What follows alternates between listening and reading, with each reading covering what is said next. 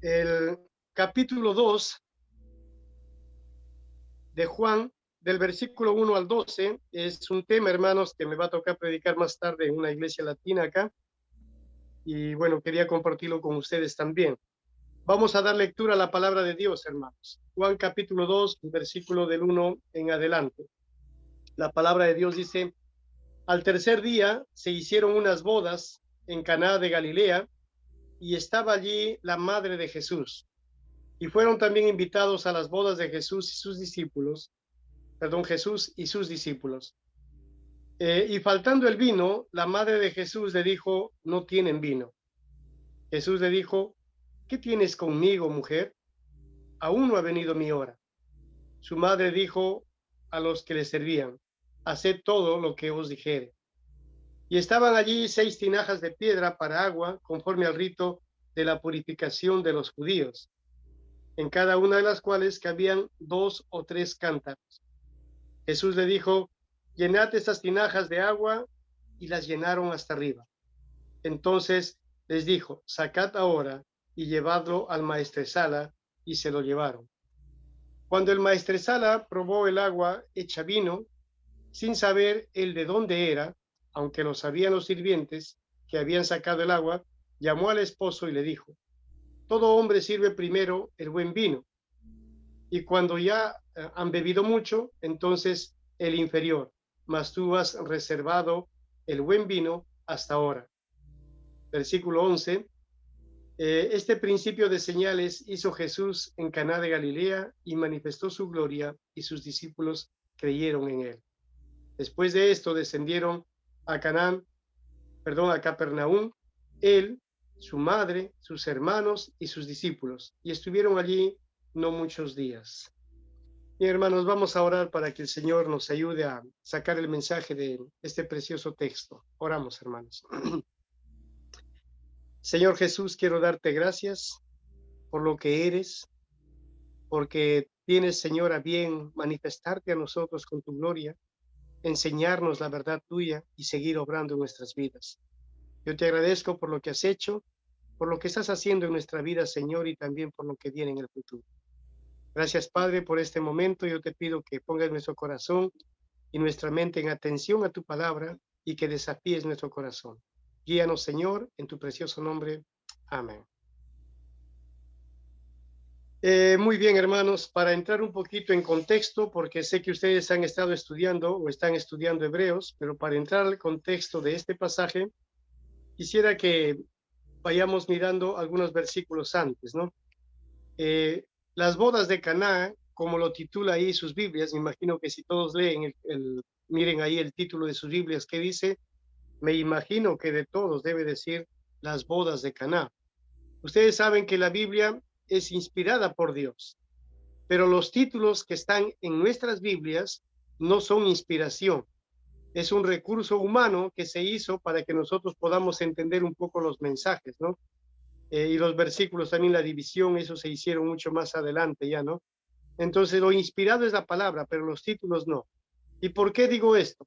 Porque si quisiera titularlo, yo no colocara las bodas de Caná, colocara la manifestación gloriosa de Jesús, ¿no? Y también, claro, hablar un poco de la fe del hombre, porque de eso va el capítulo o el pasaje, hermanos, que estamos estudiando.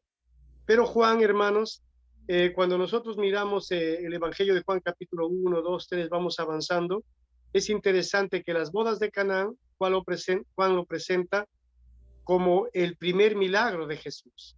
Y muchos dicen, ¿será el primero? ¿Será el segundo? ¿Por qué dice el primero? Bueno, por lo menos Juan usó esta primera señal, este primer milagro, como una primera señal de quién era Jesucristo, ¿ya? Entonces, el mensaje, hermanos, de este pasaje se encuentra en el versículo 11. Pueden mirarlo y leerlo una vez más. Disculpen, no tengo diapositivas porque las hice todas, las tradujeron en inglés y no hubo tiempo, hermanos, para ponerlo al castellano. En el versículo 11 dice, este principio de señales hizo Jesús en Caná de Galilea, y manifestó ¿qué? Manifestó su gloria, y sus discípulos creyeron en él. Ahí está, hermanos, el mensaje del texto, ¿no? Manifestar su gloria para creer en él. De ello va, hermanos, el mensaje en esta mañana. Ahora, cuando hablamos de la gloria de Dios, Juan es uno de los escritores y discípulos o apóstoles de Cristo que usa bastante este mensaje y lo pone por encima de todo, la gloria de Dios. Y van a ustedes a ver que en el Evangelio de Juan, Juan mismo se preocupa porque nosotros entendamos la gloria de Dios, la gloria de Dios. Miren ustedes una página atrás, Juan 1:14. ¿Qué dice Juan 1:14 en sus Biblias? O bueno, en todas las Biblias. Dice así, ¿no? Y aquel verbo fue hecho carne y habitó entre nosotros y vimos su gloria, gloria como del unigénito del Padre, lleno de gracia y de verdad. Entonces Juan es un testigo de la gloria de Dios. Dice, hemos visto su gloria. Y más adelante dice, lleno de gracia y de verdad. Ahí se reveló para Juan la gloria de Dios en las manifestaciones de su gracia y la verdad de su persona. Pero también vamos al versículo 1:50. ¿Ya? Estamos entrando en contexto, estamos en la introducción, hermanos. Juan 1:50 dice así, respondió Jesús y le dijo, en este caso le está diciendo a Natanael, ¿no? Porque te dije, te vi debajo de la higuera, ¿crees? Cosas mayores que estas verás. Cuando Jesús llama a Natanael, le dice, yo te he visto antes de que tú me vieras, estabas debajo de una higuera. Y Natanael dice, ¿cómo sabe este hombre? No me ha visto, estaba distante a él y ¿cómo me vio? Seguramente que este es el Mesías. Y entonces Natanael creyó en Jesucristo como el Mesías y Jesús le dice, porque te vi, porque te dije que estabas debajo de una higuera, ¿has creído, Natanael? Te digo que cosas mayores que estas verás. Y por eso es que, ¿cómo comienza el texto del capítulo 2, versículo 1? ¿Cuál es la primera palabra, las primeras palabras que están ahí en el texto? Mírenlo, 2:1. Dice, al tercer día. ¿Por qué dice al tercer día?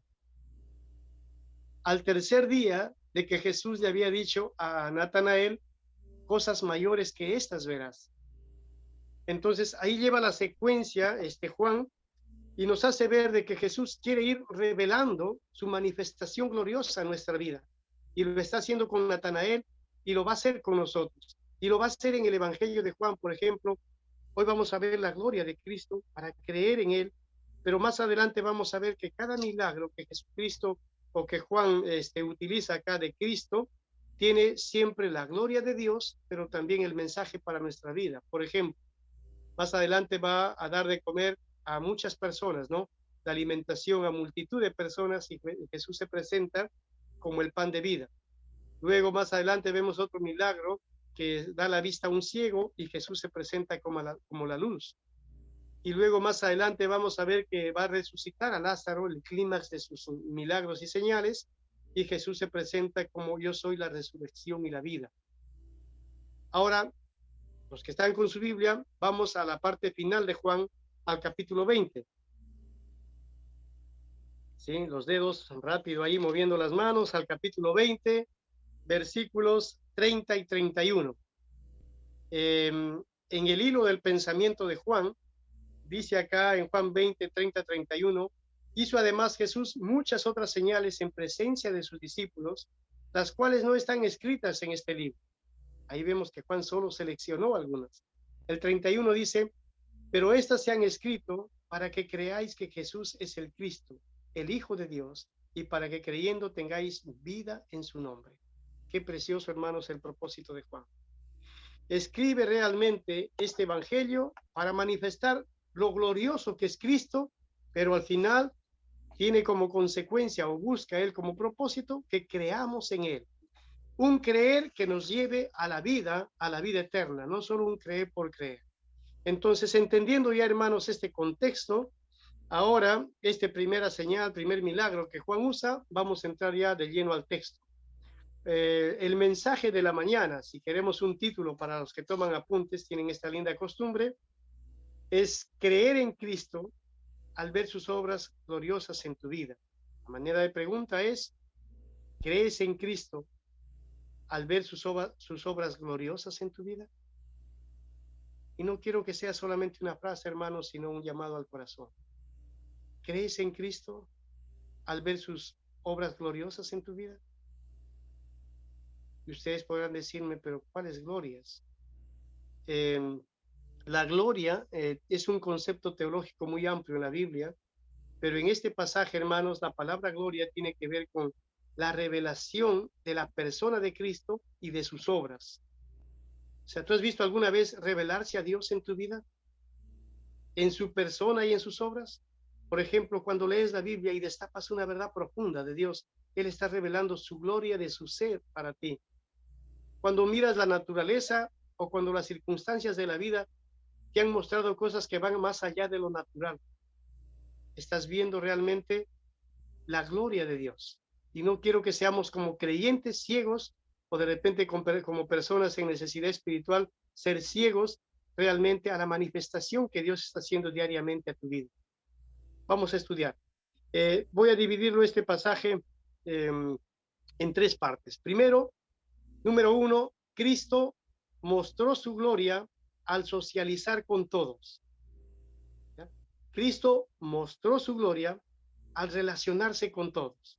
Versículo 1, 2 y 12 nos enseña esto. Una vez más dice así: al tercer día se hicieron unas bodas de Caná de Galilea y estaba allí la madre de Jesús. Miren los invitados, ¿eh? Estaba la madre de Jesús. En el versículo 2, y fueron también invitados a las bodas Jesús y sus discípulos.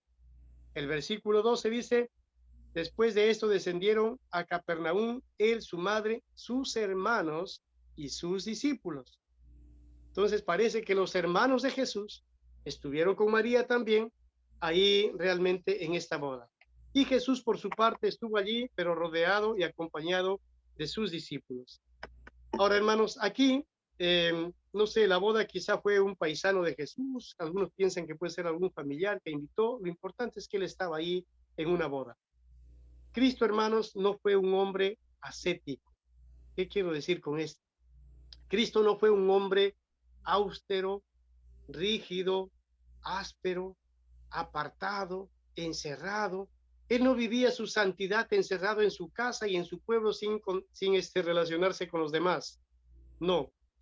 Ascetismo es aquella persona que le da duro trato a su cuerpo y se aparta de todo lo malo, se encierra como un monje ermitaño y de esta manera trata de vivir una santidad sin contagiarse con nadie.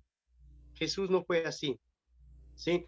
Por su gran amor que él tuvo, el hermano se relacionó con todas las personas, fue un hombre muy sociable. Él se relacionó y se acercó a los enfermos, a los leprosos. Él se acercó a los ciegos, a los endemoniados, a los cobradores de impuestos, los hombres que eran vistos como viles, robadores, ¿no? A los cobradores de impuestos también, incluso las mujeres de mal vivir, se acercaron a él. ¿Y esto qué me muestra, hermanos? Según Lucas 19:10 dice: el Hijo del Hombre vino a buscar y salvar lo que se había perdido. Cristo, hermanos, fue un hombre que se relacionó con todo tipo de personas. Y por esto sus enemigos, en Lucas 7:35, 33 y 35, sus enemigos lo acusaron de ser borracho y glotón.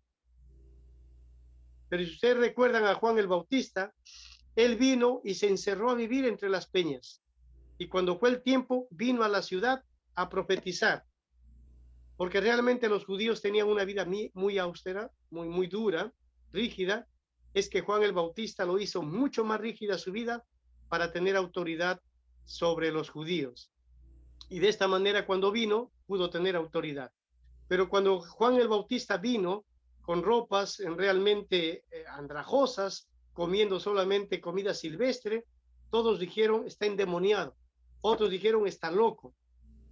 Ahora Jesús viene y se relaciona con todas las personas y se va a todos los lugares porque tiene un propósito de salvar al mundo, y ahora vuelta a él le acusan que es borracho y glotón. O sea, los enemigos de Cristo fueron buenos enemigos, verdaderos enemigos. Si hacías bien estaba mal, si hacías mal estaba mal. O sea, con ellos no había buena ley, ¿no? Todo es malo para los enemigos. Ahora, yo no veo, hermanos, aquí en Cristo que su santidad sea liberal. O sea, porque le dijeron que era borracho y glotón, no lo veo que era liberal con excesos. Tampoco lo veo a un hombre legalista, áspero, duro, ¿no? Que primero está la ley, con un carácter duro.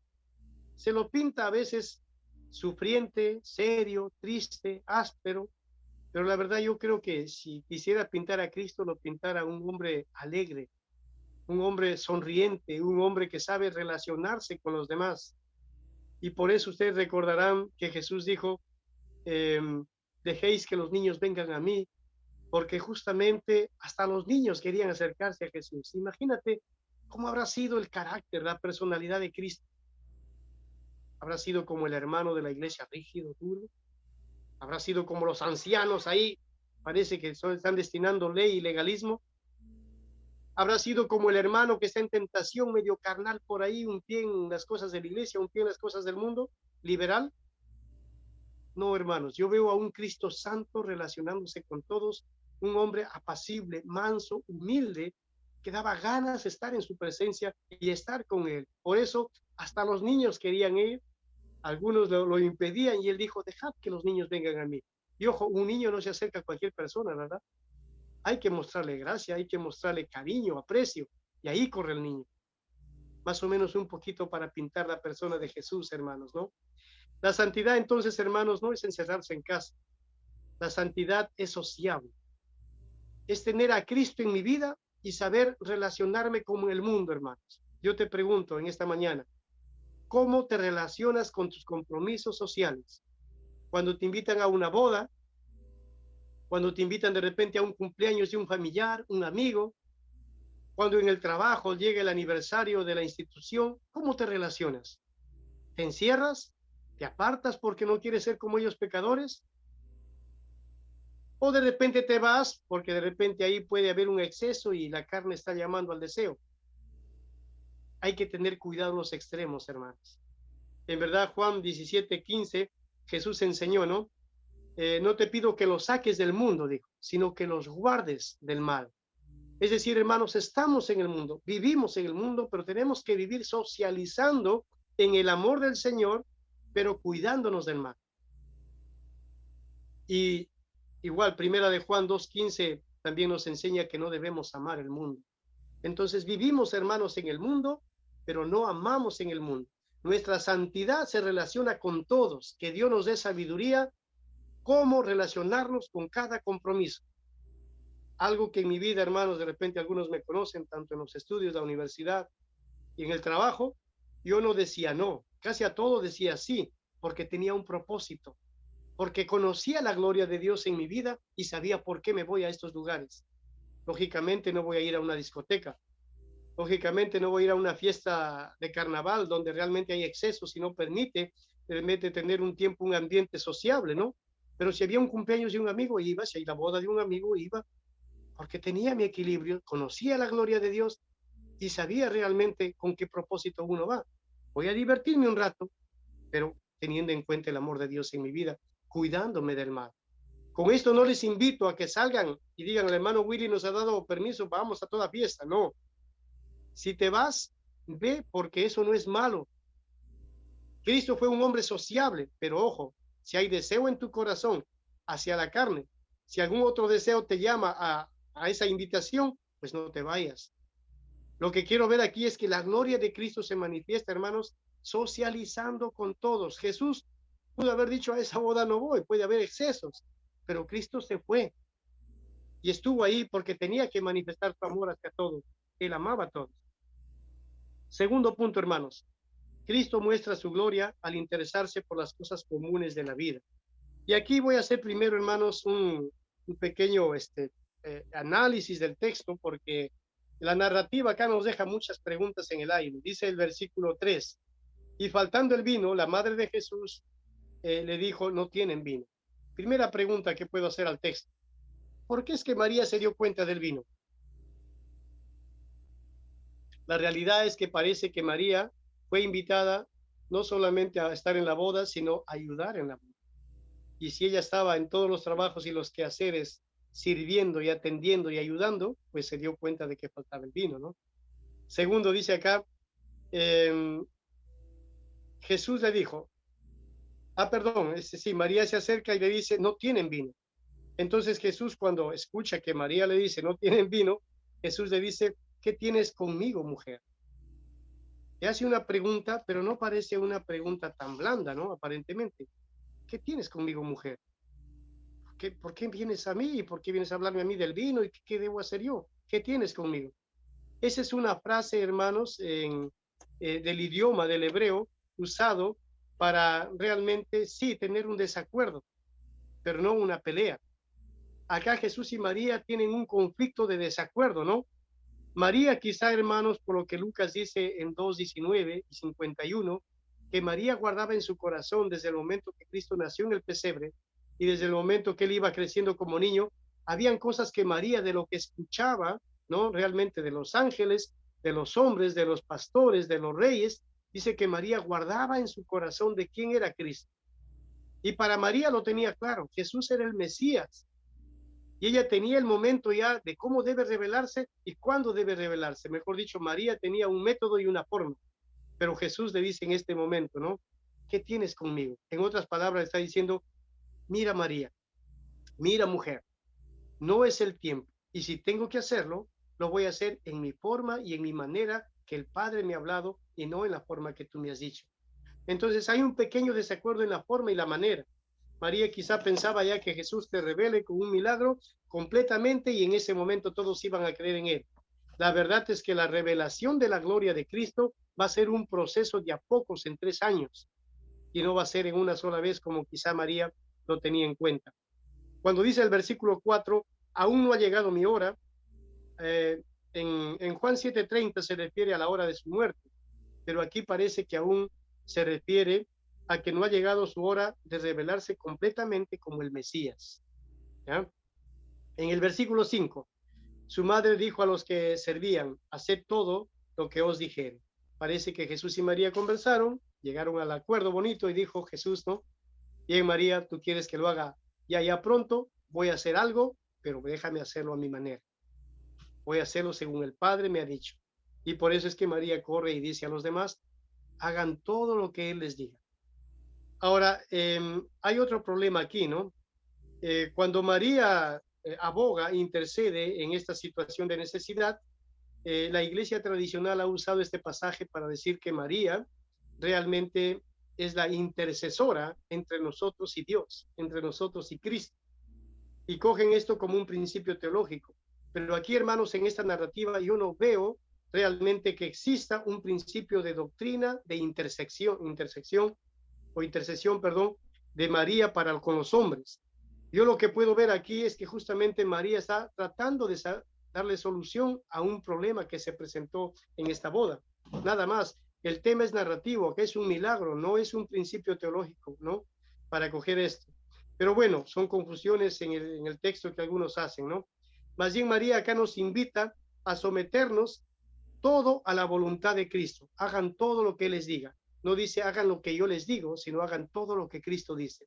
Y por eso nuestro único Señor y Salvador, hermanos, es Jesucristo, el único intercesor, como dice también Hechos 4:12, y no hay otro hombre dado en la tierra, ¿no? En quien podamos ser salvos, Jesucristo, hombre, el único intercesor y el único intermedio entre Dios y los hombres es Jesucristo. En los versículos 6 y 7 es algo interesante. Ahí dice, llenad estas tinajas de agua, y las llenaron hasta arriba. En resumen, por el tiempo, hermanos, habían 6 tinajas de piedra y los llenaron con 2 cántaros, creo que dice, ¿no? Los llenaron. Sumando, hermanos, y viendo un poquito, estudiando el contexto de los usos, costumbres y estas tinajas, más o menos el vino que se transformó en esta boda fue un promedio de 465 litros de vino. Y ya me imagino que están pensando ustedes en este momento, ¿no? Casi un tanque de agua que tenemos ahora en los techos, ¿no? Son 500. 465 litros de vino. ¿Para qué? O sea, ¿por qué? Claro, en nuestra cultura latina y en nuestros prejuicios podemos pensar que tuvieron que acabarlo todo ese vino en esa noche y quedaron todos alcohólicos.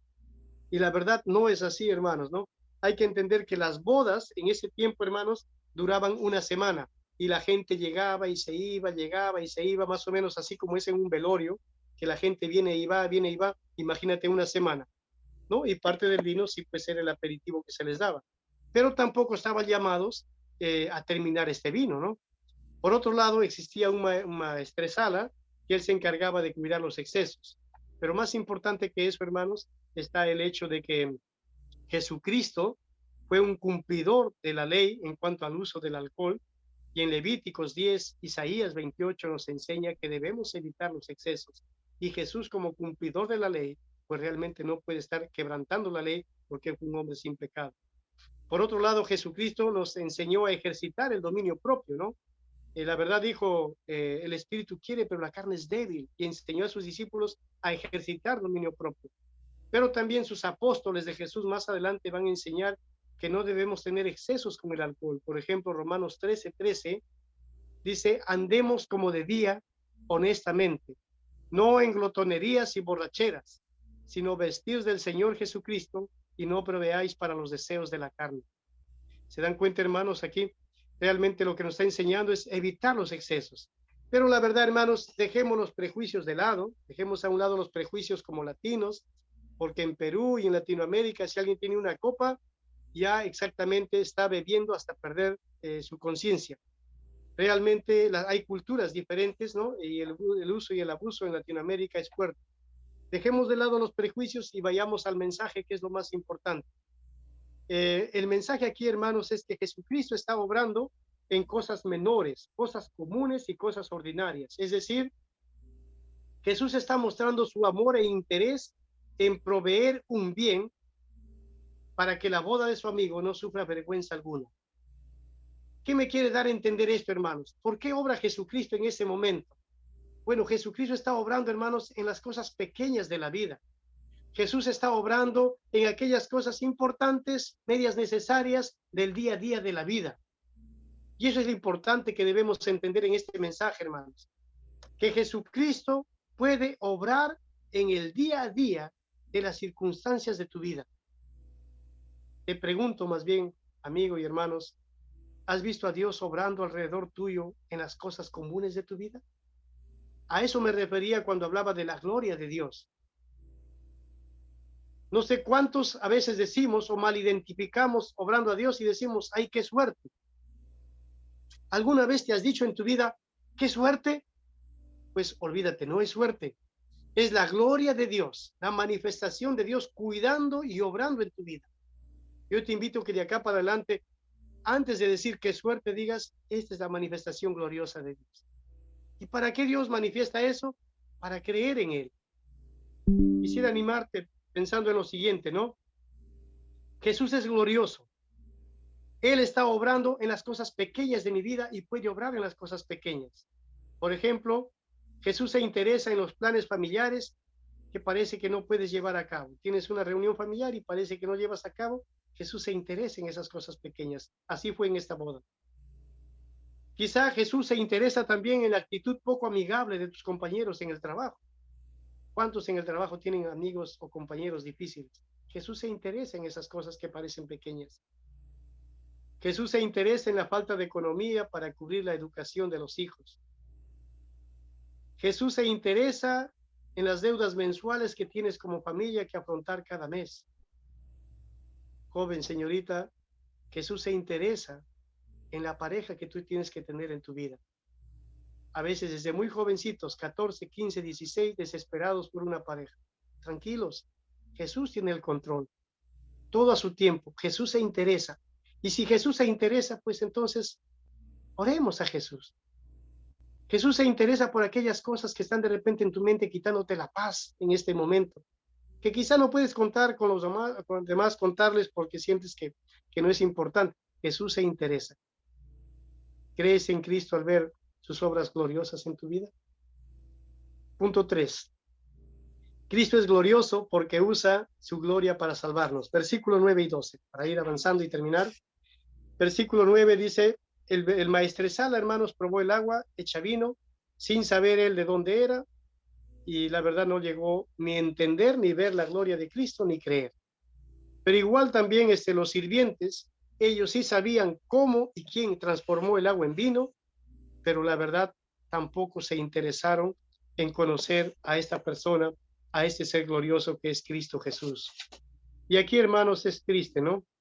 porque tanto el maestresala, el novio mismo, que el maestresala le llama y dice, ¿cómo has guardado el vino? Es para que el novio piense, pues, ¿cuál es el problema? ¿No? O sea, ¿cómo fue? ¿Cómo suscitó? Si no había, parece que el novio era un tanto como yo, poco administrador, ¿no? El novio era el día de su boda, la semana de su boda, y no estaba administrando bien las cosas, ¿no? Algunos matrimonios empiezan con problemas desde el primer día y parece que este novio se apuntaba a tener problemas, ¿no?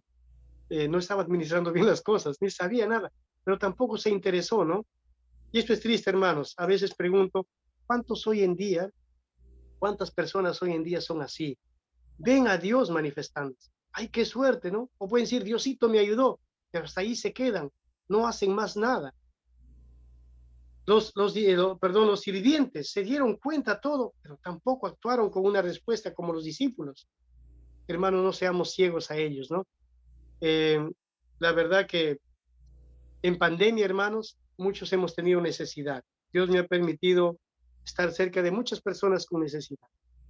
Muchos de ellos han visto la gloria de Dios en su vida por semanas, por meses, que Dios les proveía alimentos, pero no vieron la gloria de Dios. Otros sí, a Dios gracias, pudieron ver la gloria de Dios y creyeron en Cristo, pero muchos no. Y esa es la realidad del corazón del ser humano, hermanos. Venga pandemia, venga guerra, venga sufrimiento, lo que sea.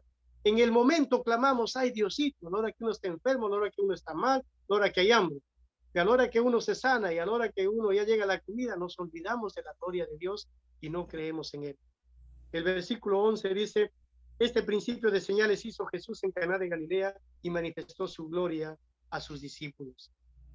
Hermanos queridos, en verdad que Dios nos ayude a tener en cuenta en nuestro corazón que la gloria de Dios, hermanos, se revela cada día y hay que estar atentos a ellos, porque realmente esa es una forma que nos va a alimentar a creer cada día más en Él.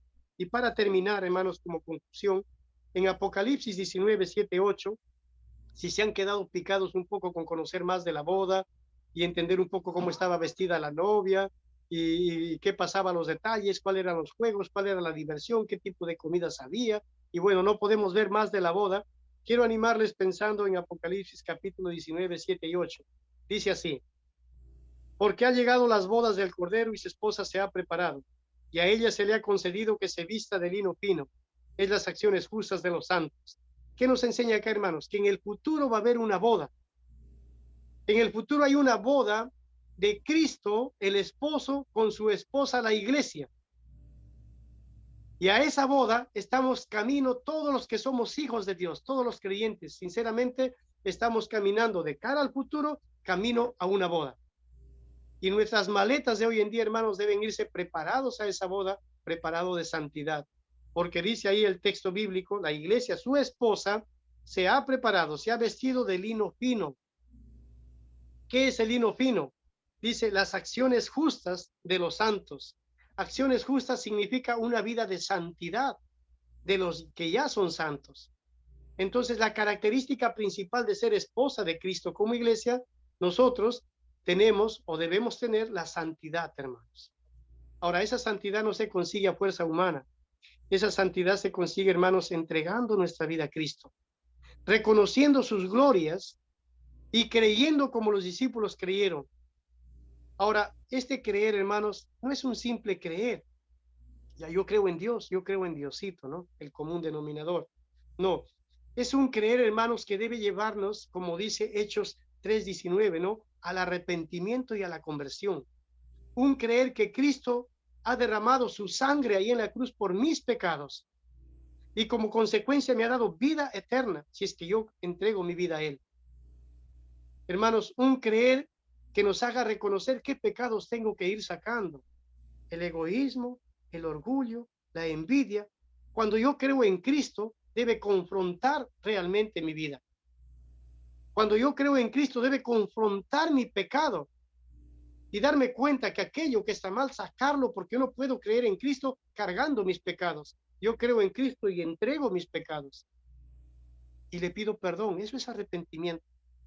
Y conversión es hacerlo de verdad, con convicción de fe, aceptar a Jesús como Señor, como Salvador, como el dueño de mi vida, y eso me convierte en una nueva persona. Si hay alguien esta mañana, hermanos, en verdad, que han visto la gloria de Dios y no han sido conscientes o que tienen un creer a medias, yo les animo a no ser como el novio, el maestresala o los sirvientes, sino a ser un discípulo de Cristo, entregar tu vida a Él. Y a los hermanos que ya somos creyentes, les animo a no mirar suertes ni coincidencias, sino a mirar realmente la gloria de Dios obrando.